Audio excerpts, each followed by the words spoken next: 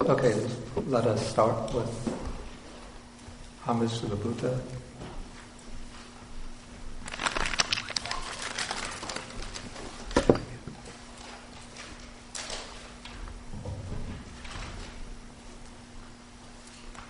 Namo tassa bhagavato arahato samma sambuddhassa. Namo tassa bhagavato arahato samma sambuddhassa. Namo tassa bhagavato arahato samma sambuddhassa. Okay, today is May 12th, 2012.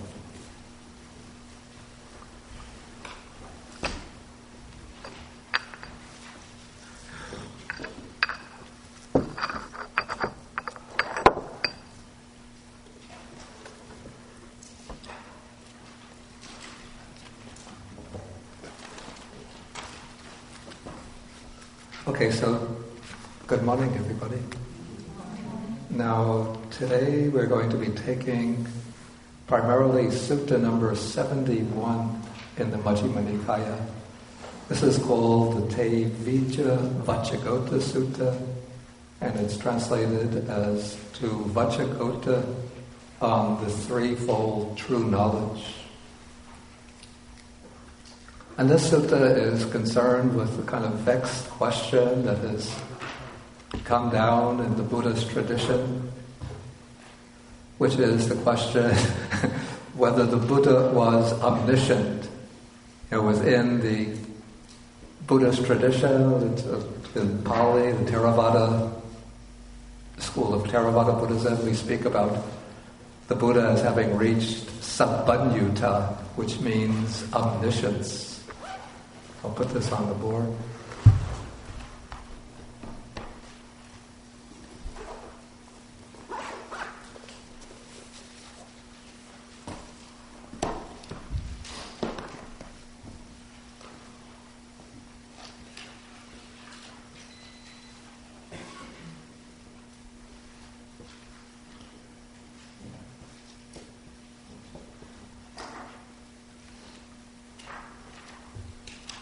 Yeah, the word sabba means all, and then it's joined with a kind of stem, nu, which is based on the verb, which means to know.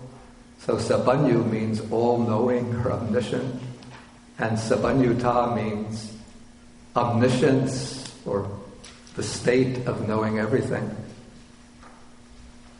And so it's within the sort of mainstream Theravada tradition, it's held, in works like the commentaries or even some of the earlier canonical works, that the Buddha had, it said that all dhammas, all phenomena, in all their aspects, come into range of the Buddha's knowledge. And then even in Mahayana Buddhism, they're not even satisfied with simply ascribing omniscience to the Buddha, but I've read that, according to some of the Mahayana commentators, that every hair pore of the Buddha's body is omniscient. But let us see what the canonical texts, the earliest documents, have to say about the Buddha's possession of omniscience. And it's not even certain that they're completely consistent with one another on this question. So this sutta, number 71, actually begins a series of 3 suttas in which a wanderer by the name of Vacchagotta comes to question the Buddha.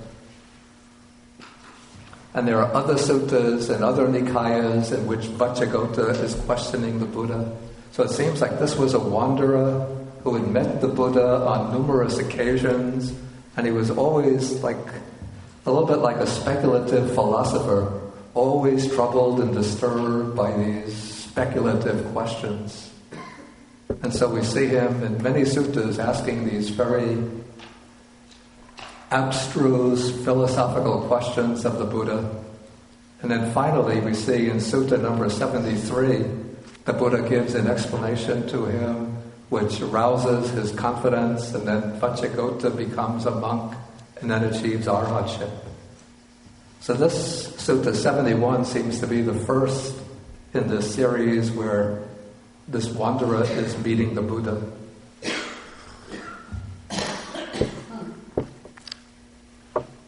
Okay, so here the Buddha was living at Vaisali, in a place called the Great Woods, the Great Forest, in a hall with a peaked roof. And then this wanderer Vacchagotta was staying in a nearby park. And then one day, when the Buddha went into Vaisali for his alms round, it was still too early. And so he thought to go over to meet the wanderer Vacchagotta in the park where he was staying. Okay, so the Buddha goes to Vacchagotta, and Vacchagotta welcomes the Buddha. Apparently this isn't their first meeting, because Vacchagotta says apparently he knows the Buddha from previous encounters. So he welcomes the Buddha, prepares a seat for him, invites him to sit down. And then he says to the Buddha, now we come to paragraph 5, he says, Bhante, Venerable One, I have heard this, that the recluse Gautama is the Buddha's family name, claims to be omniscient and all-seeing, to have complete knowledge and vision thus, whether I am walking or standing or sleeping or awake, knowledge and vision are continuously and uninterruptedly present to me. Then Vacchagotta says, to those who speak thus, report your word correctly. Do they explain in such a way that there would be no ground for censor for being blamed based on their statements?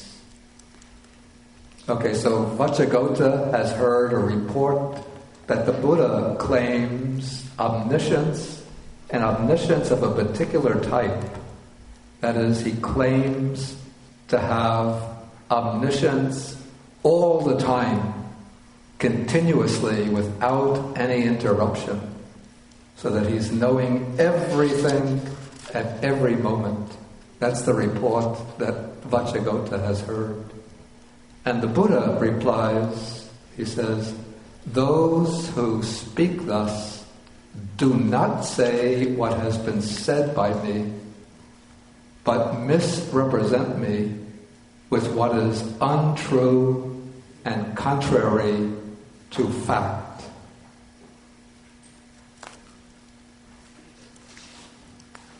Okay, now there was a teacher in the Buddha's time who, according to the Buddha's text, actually did make that claim to omniscience. That is, he claimed to be able to know everything all the time without any interruption. Who was that teacher? Anybody know?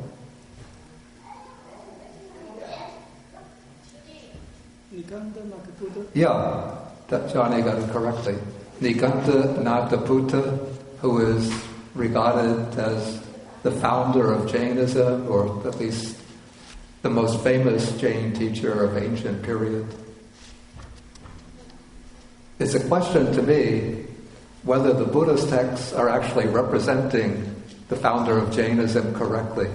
Because what I found, when you read the Buddha's texts, when it comes to the discussions between the Buddha and the Brahmins, the Buddha will reject some of the claims of the Brahmins, but there's always a certain respect or regard for the Brahmins. But when it comes to the Buddhists and the Jains, the Buddha's texts become quite caustic in their representation of the Jains. And so it could be that the Buddhists are not the Buddha's texts are not representing the Jains correctly. The Jains do claim for their founder an omniscience, but it's a question whether this is omniscience in the sense of knowing every particular fact continuously all the time. Okay, so in any case, the Buddha rejects this particular kind of omniscience. He rejects continuous and uninterrupted omniscience in every condition and every state all the time. Okay, so now Vacchagotta asks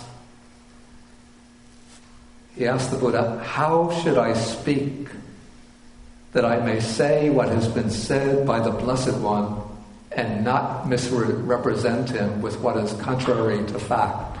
So now he wants to know from the Buddha, to get it from the Buddha's own mouth, how the Buddha would explain his own capacity regarding knowledge. And so now the Buddha replies and he says, if you want to represent me correctly and not to distort what I say, this is what you should say. You should say that the recluse Gautama has the threefold true knowledge. The threefold true knowledge, in Pali, this is called Tevijjavacchagotta.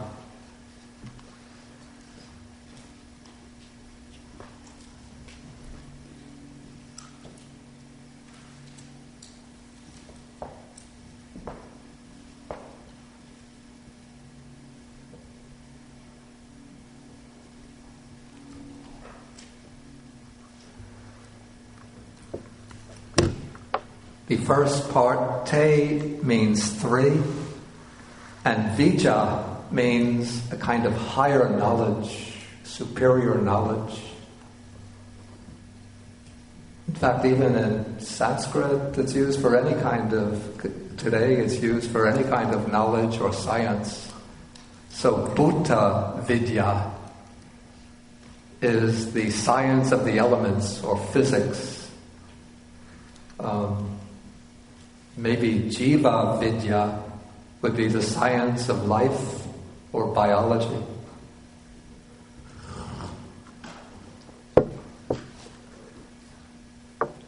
So if you know the account of the Buddha's enlightenment, this traditional account that comes down in the text, we read that after the Buddha entered into the jhanas, the deep meditative absorptions, then he directed his mind to the recollection of past lives, and he remembered his previous lives.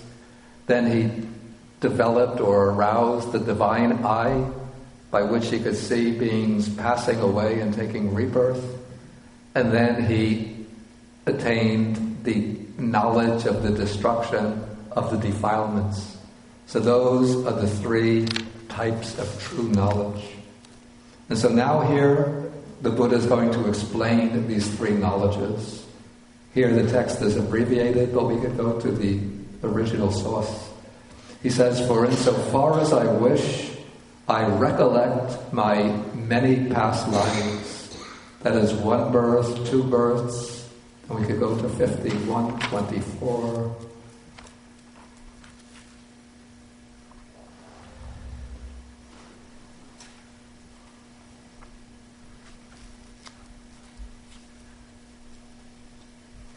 Then it just enumerates more and more numbers of births. 2 births, 3 births, 4, 5, 10, 20, 30, 40, 50 births, 100 births, 1,000, 100,000 births, many aeons of world contraction, many aeons of world expansion, many aeons of world contraction and expansion, knowing there I had such a name, came from such a clan, such was my appearance, such was the food that I ate, such my experience of pleasure and pain, such the length of my life. Passing away from there, I took rebirth elsewhere, and there I had such a name, such a clan, and so on, until passing away from there, I reappeared, I was reborn here. Okay, so thus, with their aspects and particulars, I recollect my many past lives. So that is the first knowledge, the knowledge to recollect one's past lives, or for the Buddha to recollect his past lives as far back as he wants. The second knowledge, that's a pretty, even though it might not be omniscience, but it's a pretty heavy knowledge. Okay, the second knowledge, insofar as I wish, with the divine eye, which is purified and surpasses the human, I see beings passing away and reappearing. That means beings dying and taking rebirth, inferior and superior, fair and ugly, fortunate and unfortunate, and I understand how beings pass on according to their actions or karma. And we continue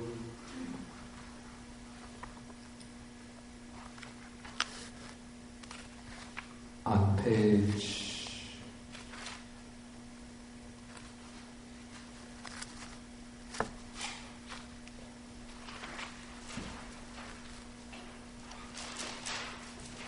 452, section 25. So he directs the divine eye to the knowledge of the passing away and rebirth of beings. Then he understands how beings pass on according to their karma, thus that these worthy beings who behave badly in body, speech, and mind, who reviled the noble ones, who held wrong views and acted on the basis of their wrong views, on the dissolution of the body after death, have been reborn in the lower realms, the bad destinations, even in hell. But those worthy beings who behaved well in body, speech, and mind, who did not revile the noble ones, who held right views and acted on the basis of right views, on the breakup of the body after death, they have been reborn in a good destination, even in the heavenly world. And so with the divine eye, which is purified and surpasses the human, he or the Buddha speaking about himself would say, I see beings passing away and being reborn, and so on, and I understand how beings pass on according to their actions, to their karma. Okay, so what is meant by the divine eye? The divine eye is a special faculty, a spiritual faculty, different from the fleshly eye, which is able to see things that are invisible to our physical eyes. And the divine eye is developed on the basis of the 4 jhanas, the 4 meditative absorptions. And it's developed by first mastering the 4 jhanas using, it said, the light kasina, that is taking as the object of the meditation a ball of light. And then one practices that jhana over and over till one gets very clear, bright, a very deep meditative absorption with this clear, bright light. And then one takes this bright light and diffuses it outwardly.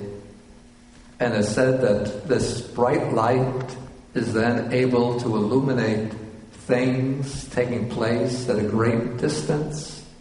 So one can see things going on beyond the walls, beyond the range of ordinary sight.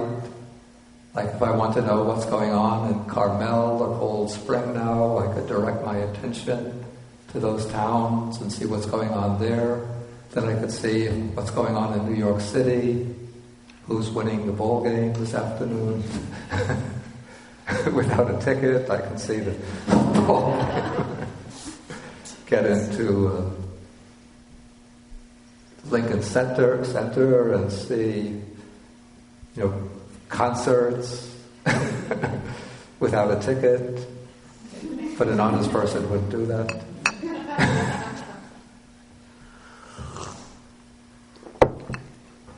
And then one could see things going on in other realms of existence. So one could use that bright light to illuminate different, what I call frequencies, the other frequencies on which other planes of existence are occurring. It's just like if we have, if I have a computer here and there's a wireless system, I can get many different websites. If I tell you that there are bands or vibrations coming into this room, giving the news in Spanish, Chinese, Japanese, Italian, Arabic, what other languages? Hindi, Swahili. You say I'm crazy. This monk is crazy. But if you have the computer and the wireless, you just get onto that website, and then you get news broadcaster saying, 今天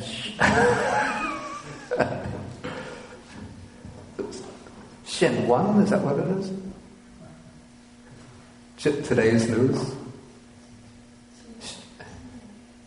今天的 Xinhuan. Or somebody saying in Sinhalese, Ada Pravritya? And Hindi, of course, Hindi I don't know. So speaking all of those languages, where are they? They're all taking place now. But, without the wireless computer and without clicking into the right website, we don't see or hear those news programs. And so all of these other realms of existence, they're not up in space, they're not down on the ground, they're all right here. But we don't see them because our eyes are just like our, minds without the computer. But when you develop the jhanas and then use that bright light to illuminate these other frequencies, these other levels of vibration, and you can see what's going on in the heavens, the ghostly realm, the hell realms, it all becomes visible.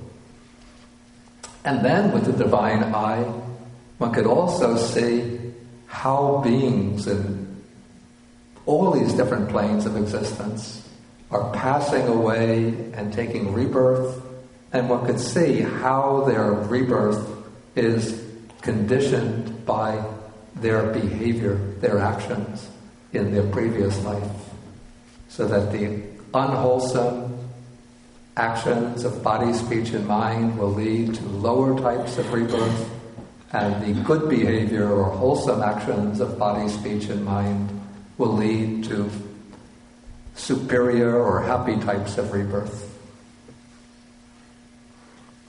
Okay, so these are two types of higher knowledge which are still mundane according to the Buddha's teaching. That is, they don't on their own, they don't lead directly to liberation. But the Buddha achieved them on the night of his enlightenment. And also many of the disciples of the Buddha also achieved these. They're not unique to the Buddha. Okay, then comes the third true knowledge, the third superior knowledge. In paragraph of section 9 here, he says, by realizing for myself with direct knowledge, I here and now enter and abide in the liberation of mind, the liberation by wisdom that is taintless with the destruction of the taints. We find this explained more fully in Sutta 51. Here the Buddha speaks about how he achieved this knowledge with his concentrated mind. He directed his concentrated mind, the mind which has been concentrated by the practice of the four jhanas. He directed it to the knowledge of the destruction of the taints, and he understood as it actually is the Four Noble Truths.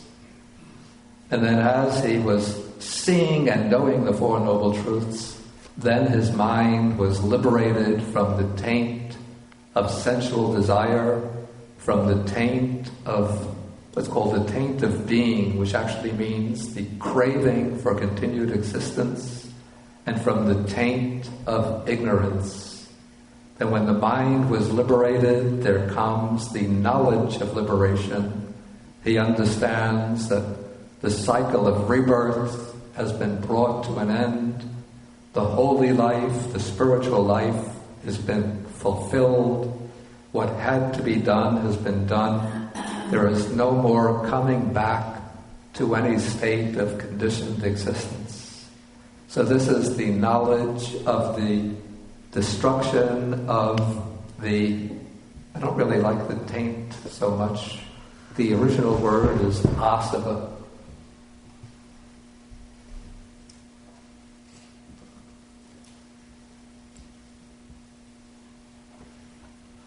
The asavas are things that flow into the mind, or that flow up from the depths of the mind into active consciousness.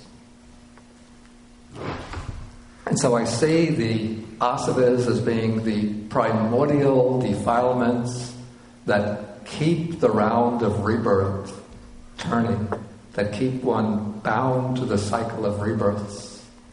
And so the three asavas are the asava, or flowing, or maybe we could call it the pollutant of sensual craving, the craving for sense pleasures, the pollutant of craving for continued existence, to go on in one realm or another realm, and then the craving or the pollutant of ignorance, of not understanding the real nature of things, of especially not penetrating the Four Noble Truths.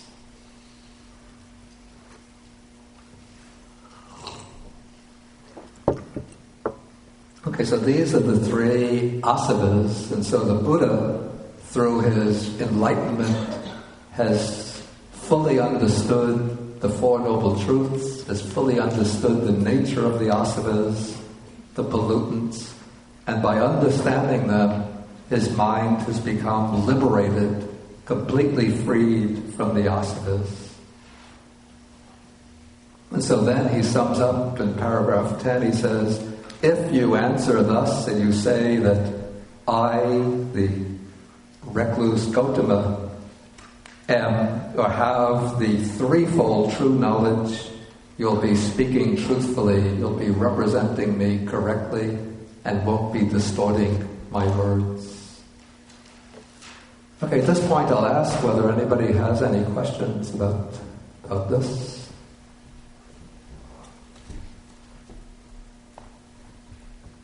Okay, good, then you take the mobile microphone.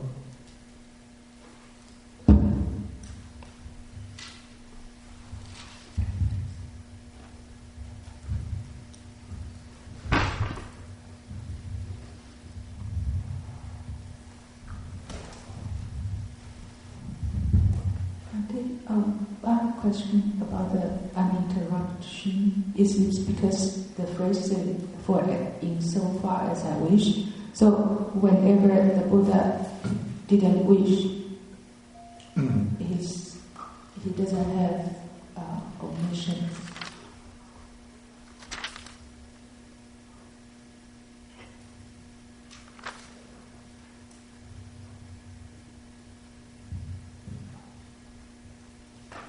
But say this, I'm not sure.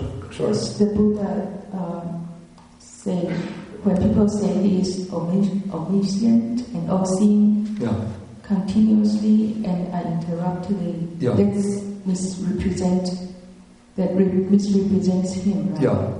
So the reason, because he's not continuously and uninterruptedly, is because the phrase, as far as I wish. Yeah. So when there are times he didn't wish to know, with the divine eyes, for example, he wouldn't be able to know people's previous lives and That's a very good point. Very good point.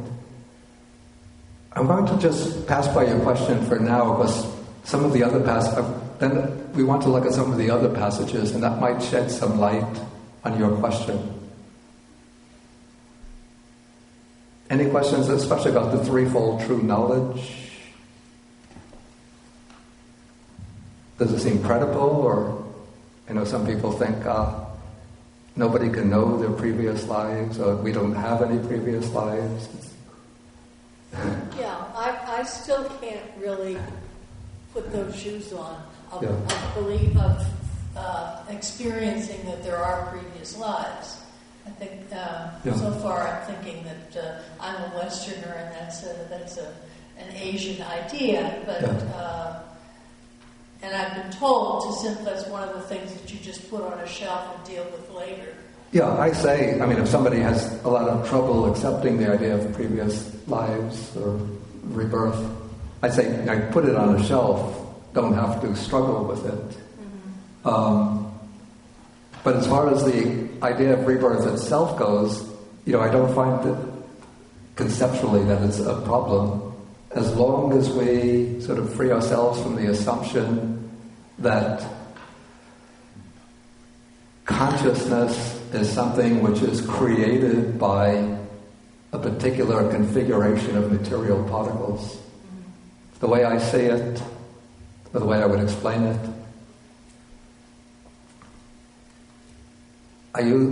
again, the computer is very useful besides being useful for typing documents, but for providing analogies. It's like, in the computer, what does all the work is the central CPU, it's called the central processing unit? Yes. Okay, that's where all of are they called the circuits? Yes. What are they called? Those miniature circuits? It's circuit. Just circuits. That's where all of the circuits are, that's where all the data is processed. But the electricity that powers the computer doesn't come from the central processing unit. But you plug the computer into the wall, and the electricity is coming from the power generator someplace miles and miles away through the electric wires that comes into the computer. Or if it's the portable notebook computer, it might be coming from the battery. Okay, I see the central processing unit is analogous to the brain, and the power generator, the electricity that's flowing into the computer, is like the force of life and the force of consciousness. And so consciousness doesn't come from the body itself, but it comes from another body which has passed away, and then the stream of consciousness flows into this body at conception, or sometime in the process of formation. And in this way, consciousness arises based on this body, but it's not created by this body. Am I? But the consciousness was dependent on conditions, eye consciousness because we have eyes. Yeah, it is dependent on conditions, and its functioning is always dependent on conditions. And so within this particular life, consciousness functions in dependence upon the sense faculty, upon the rest of the body, dependence on the object, and so on. But one of the conditions for consciousness to come into this life would be the passing away of the stream of consciousness in a previous life. So that consciousness passes away, or let's say that consciousness passes away from the previous life, and then it arises again within the new life. Okay. What is the number 483 in paragraph 10? 483. Oh, in brackets, those numbers in brackets. Those are the page numbers of the Pali Text Society's Pali edition of the original text. Oh, okay. So you see in the corner of the page 483, that means volume 1, page 483. When you're talking about Yeah, please. When you're talking about the consciousness moving, your analogy with the computer, is there a real-world time frame for the movement of the end of the consciousness in one body and the rebirth into the next? What do you mean by a real-world time? Like, does it happen instantly? Can it be a million lifetimes away? You mean, can there be a time gap between the passing away and the re-arising? Yeah, this is where, the suttas themselves are not very explicit about that, but different Buddhist schools develop different interpretations of what happens between death and rebirth. Within the commentaries of the Theravada school, it's said that rebirth is instantaneous, that one moment death takes place, the next moment the rebirth consciousness arises.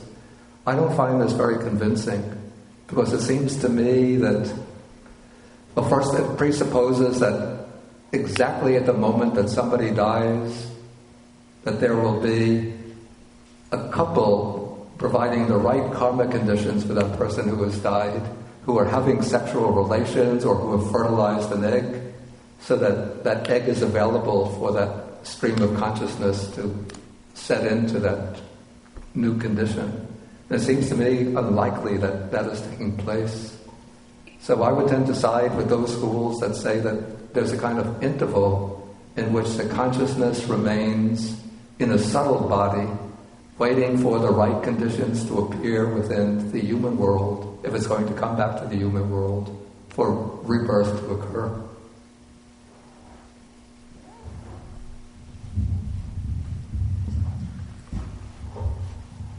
Bande, you just mentioned the divine eye of Buddha is not unique to him. Some of his disciples. Well, I said that the divine eye is not unique to the Buddha, but disciples also had the divine eye. Are the divine eyes of the disciples are exactly the same of the Buddha's divine eye? No, it's said that the range of the Buddha's divine eye is supposed to be much greater than that of the disciples. Similarly, with regard to the recollection of past lives. I have a question. Yeah. Is the ability to see previous life one thing? The ability to link using karmatic law of karma to see the relationship between good action in this life, good future life is another thing, or? The way it's presented in the text, the ability to see how karma conditions one's destiny from life to life is an aspect of the divine eye.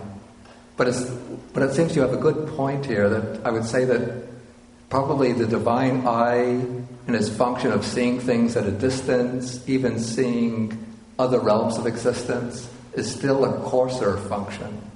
But the ability to see how karma works from life to life would be a subtler function of the divine eye. Okay. That's my assumption. Okay, we'll take one question from Dana, then I want to go on. I'm completely enthralled with the idea of the divine eye. You see it on people, Muslims and Jews too, right? The hand, there's the eye. I say Muslims have the eye. Well, anyway, I'm very interested in the idea of nimitta. You have kasina. Nimitta, Yeah, and that when you've been meditating long enough, you see that. Yeah. Is that the divine eye in each of us when we achieve that in our meditation, when we see the nimitta? Yeah. Is that the divine eye? Are we all capable of that experience? Yeah, the nimitta itself is not the divine eye. No, it's not. It's not, in itself it's not the divine eye, but the nimitta arising means that the concentration is becoming very strong. And so by pursuing the nimitta, especially if it's a light nimitta to the level of the jhanas, then one is establishing the basis for the divine eye. Okay, anyway, I want to pass on.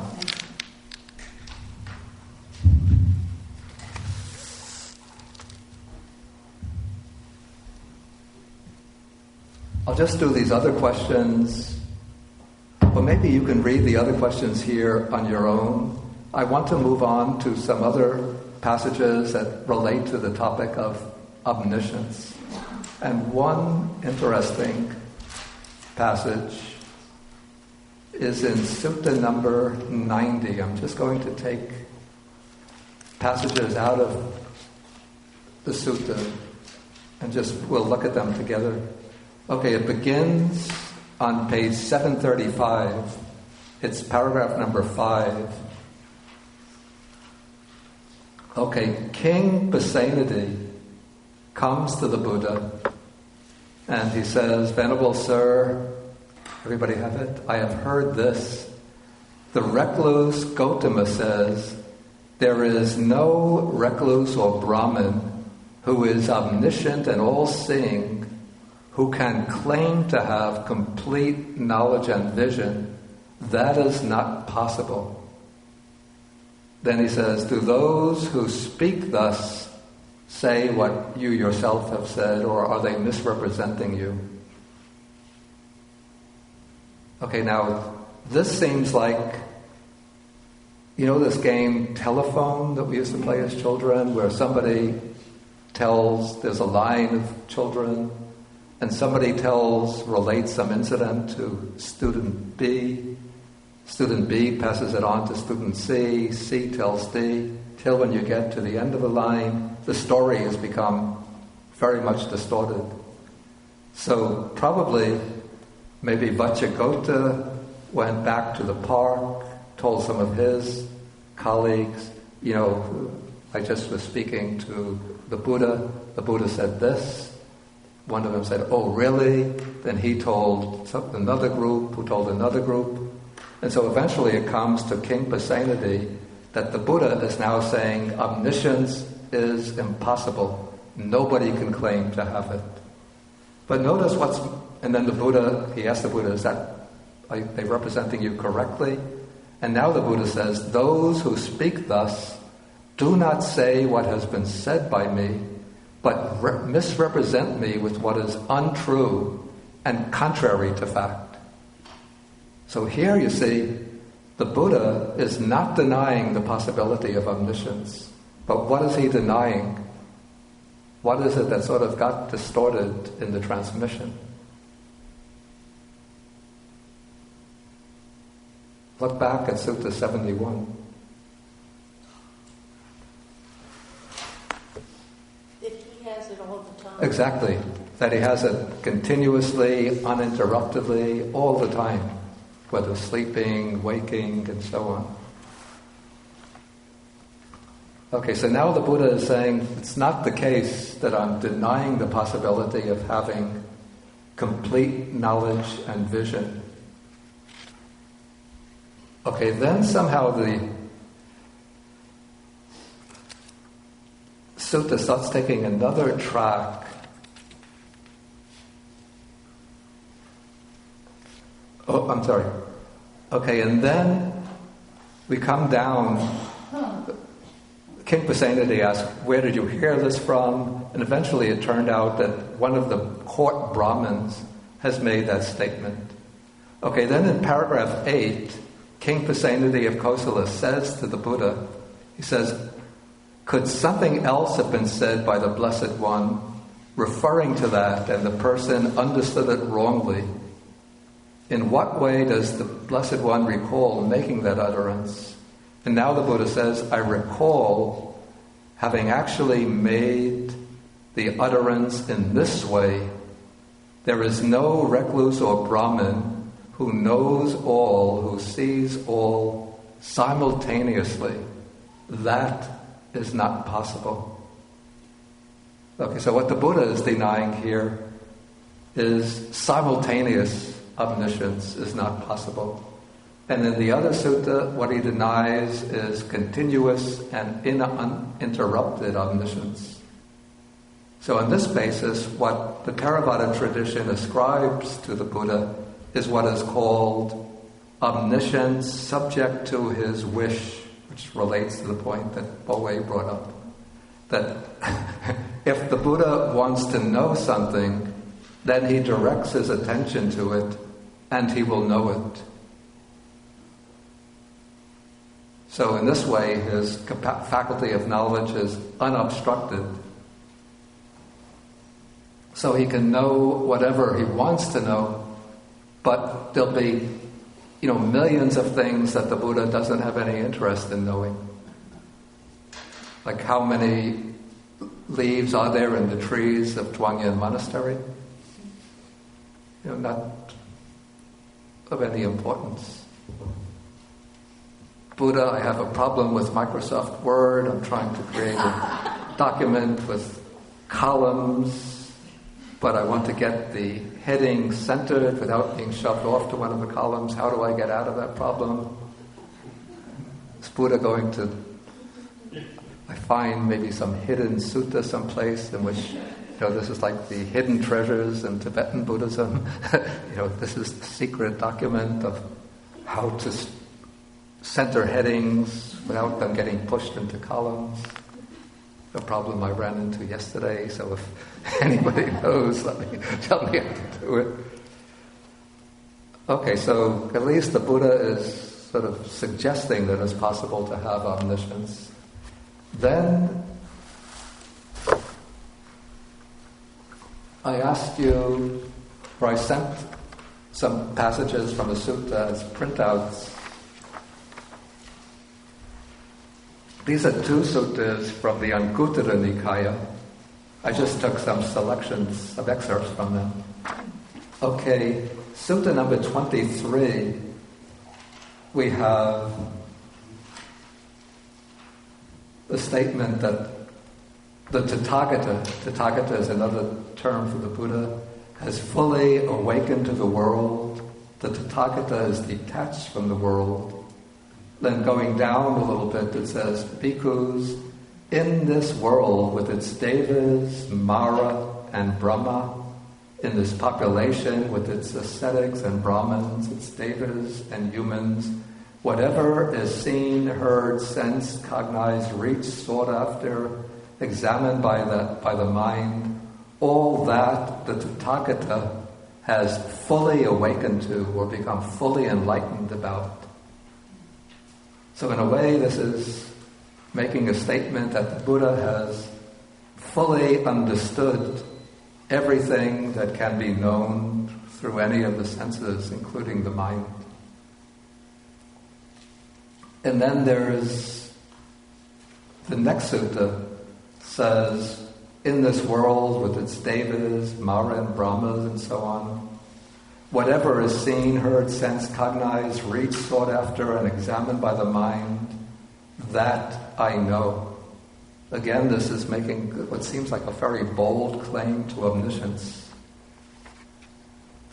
And I have to say, I don't know whether, even though these suttas are shown as having been spoken by the Buddha, we cannot know, did the Buddha really say this, or did maybe a somewhat later generation who wants to extol the Buddha and exalt the status of the Buddha make statements like this, ascribing them to the Buddha in order to boost his stature, especially with the leader of the Jains claiming to be omniscient, all-knowing, all-seeing, to have uninterrupted knowledge and vision. So if the Buddhists were to hold to the idea that the Buddha claims to be a triple knowledge man, he only knows his past lives, the passing away and rebirth of beings, and the destruction of the defilements. He's not getting the Academy Award, the Oscar for the most expansive knowledge. So we have to, extend the knowledge of the Buddha in order to at least make him equal to the Jain teacher. But then it also is possible that the Buddha did make this claim. But I wouldn't take it in the sense that the Buddha knows all the facts of human history through so many generations up to the present, that he knows all the laws of chemistry and biology. But for me, what's satisfactory is to have, or as a basis for trust, is to accept that the Buddha has understood the essential truths that are to be understood and realized through the practice of the spiritual life, and that the Buddha teaches the ways that lead to harm and suffering, the ways that lead to well-being and happiness, the ways that keep one bound to the cycle of birth and death, and the ways that lead to liberation from the cycle of birth and death. So for myself, looking at this issue in a rather practical way, that is sufficient. And I don't have to struggle with the question whether the Buddha can help me solve my problems with Microsoft Word, or whether he could even write the instruction manual for the Word version of the year 2020. I mean, those are not really so relevant. Okay, we'll take a few questions. Richard? Yeah. You're doing a complete version of the Anguttara Nikaya, right? Of the Anguttara Nikaya. Yeah. This one, this doesn't have number 24, the galactic park in it? Maybe not, yeah. It doesn't. It doesn't. 23 is there, but not 24. Okay, yeah.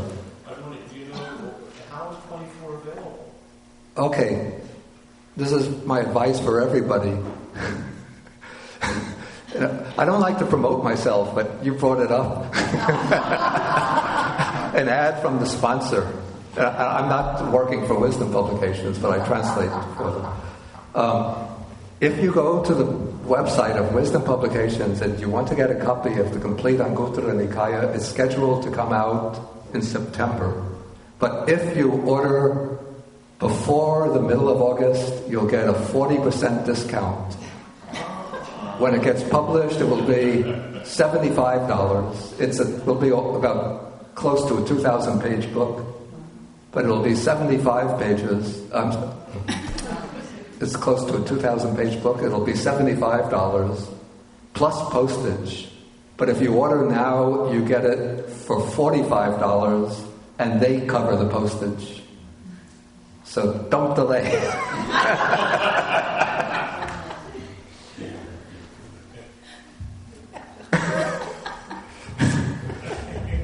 I'll be checking with Wisdom Publications on Monday.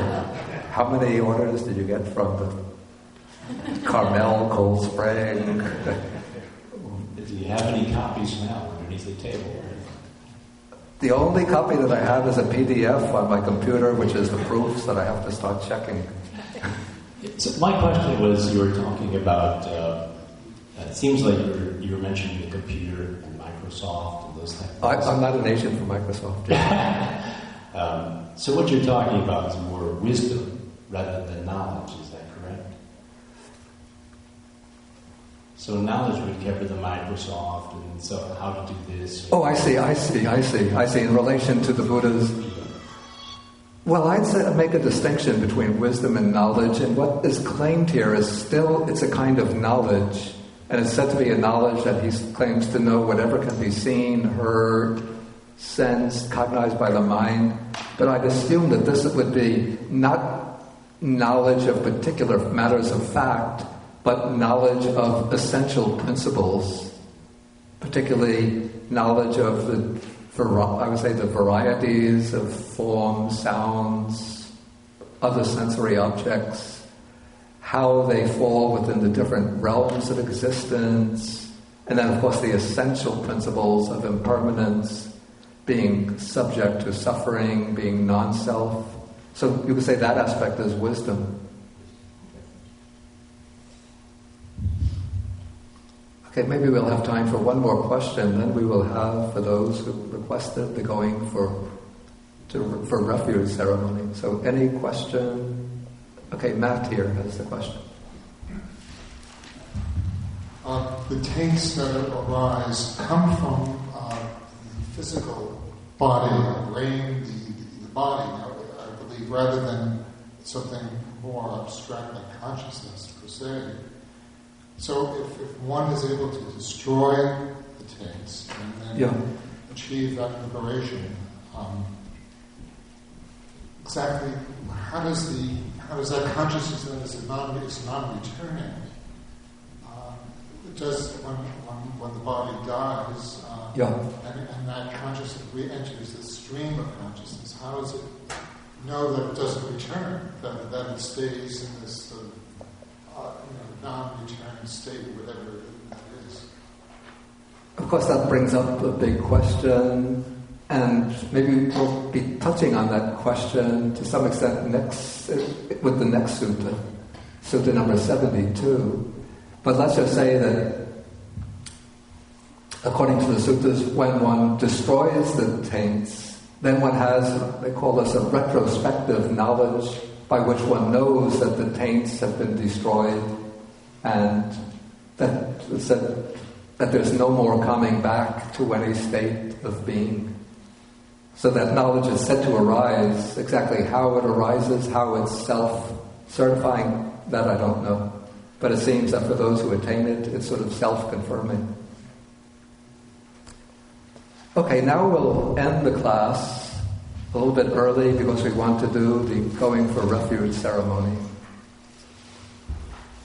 So we'll end with the sharing of the merits. I think the sheet was handed out. So we share the merits with the devas, the Buddhas, the other spirits, and with the world.